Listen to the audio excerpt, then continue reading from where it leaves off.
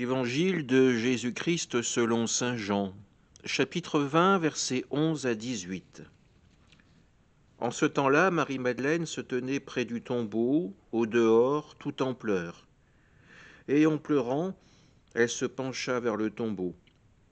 Elle aperçoit deux anges vêtus de blanc, assis l'un à la tête et l'autre aux pieds, à l'endroit où avait reposé le corps de Jésus. Ils lui demandent « Femme, pourquoi pleures-tu » Elle leur répond « On a enlevé mon Seigneur et je ne sais pas où l'on l'a déposé. » Ayant dit cela, elle se retourna. Elle aperçoit Jésus qui se tenait là, mais elle ne savait pas que c'était Jésus.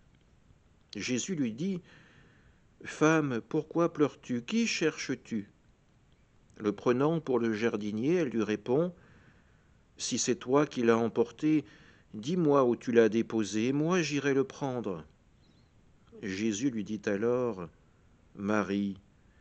S'étant retournée, elle lui dit en hébreu « Rabouni », c'est-à-dire maître. Jésus reprend « Ne me retiens pas, car je ne suis pas encore monté vers le Père. Va trouver mes frères pour leur dire que je monte vers mon Père et votre Père, vers mon Dieu et votre Dieu. » Marie-Madeleine s'en va donc annoncer aux disciples « J'ai vu le Seigneur », et elle raconta ce qu'il lui avait dit. Acclamons la parole de Dieu. Elle aperçoit Jésus qui se tenait là, mais elle ne savait pas que c'était Jésus. Voilà comment nous est décrit par saint Jean les retrouvailles entre Marie-Madeleine et Jésus, le Fils de Dieu.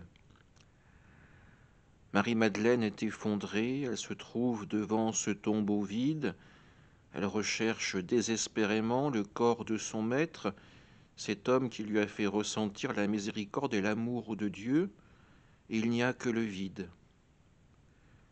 Et pourtant, il y a une rencontre inattendue avec cet inconnu qu'elle prend pour le jardinier, celui qui s'occupe du cimetière. Marie-Madeleine est à notre image. Elle cherche désespérément Jésus, et quand celui-ci vient à sa rencontre, elle n'est pas capable de le reconnaître tout de suite. Dans notre vie, nous cherchons bien souvent à rencontrer Jésus. Et bien souvent, nos yeux restent aveugles à sa présence, notre cœur, notre âme restent sourds à l'appel, aux paroles qu'il nous donne. Alors en ce mardi de la semaine de la résurrection, essayons d'ouvrir plus largement nos yeux, notre âme, notre cœur à la présence du Christ, à l'espérance qu'il nous offre pour marcher avec lui vers le royaume du Père. Amen.